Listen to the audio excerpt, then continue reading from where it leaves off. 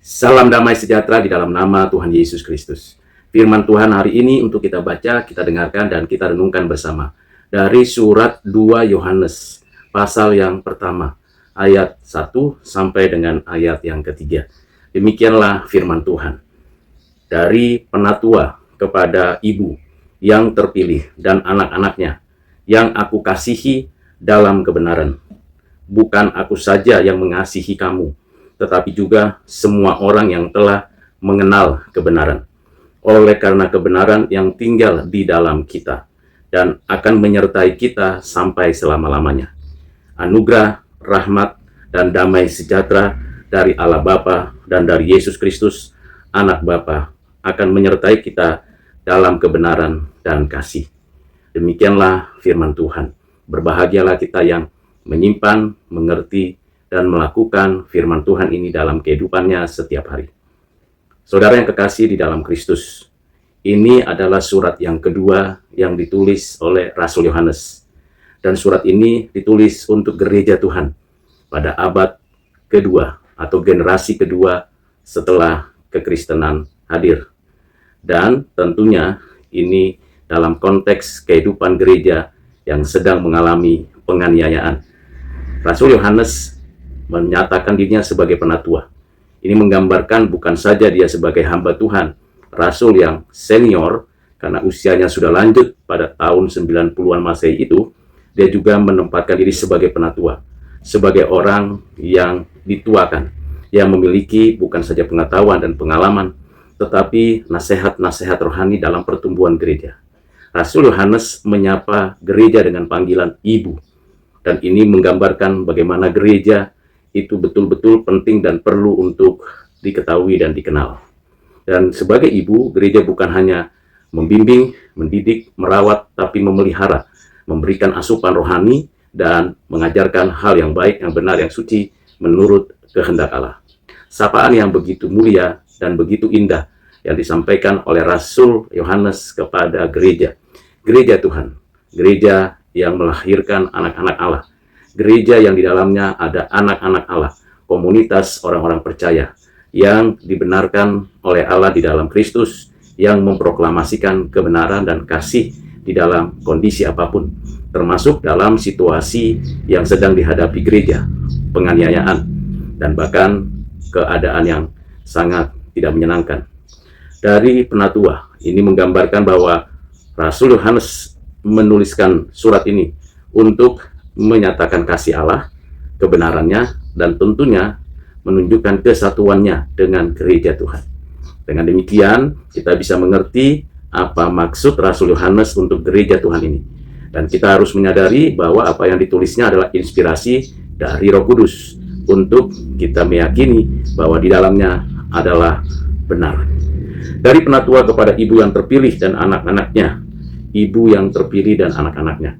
Ini menunjukkan bahwa gereja adalah umat pilihan, komunitas anak-anak Allah yang dididik, dilatih, dan diberikan kesempatan melayani di dalam dan melalui gereja Tuhan.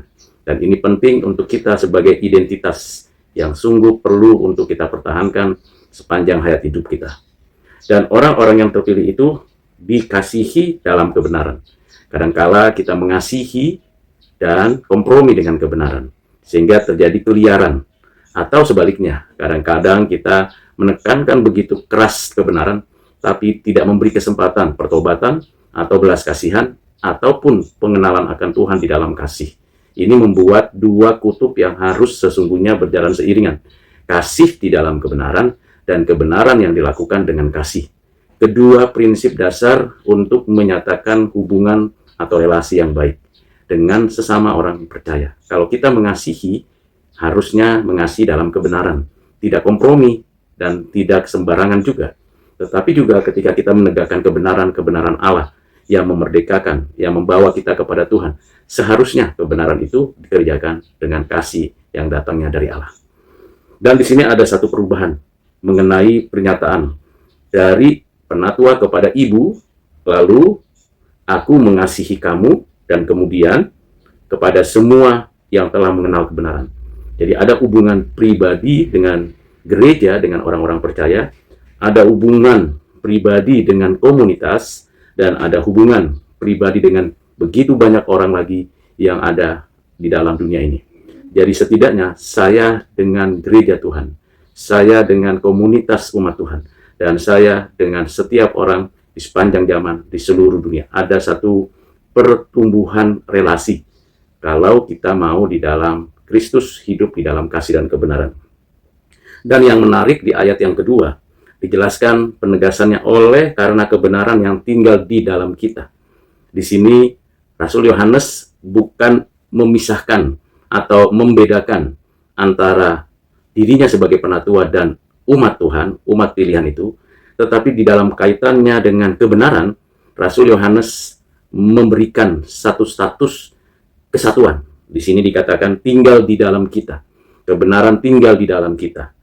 Aku, umat, kamu sekalian, tapi sekarang semua pernyataan di ayat 1 diberikan penekanan yang lebih spesial lagi, kita. Sekali lagi ini menjadi gambaran kesatuan umat Tuhan.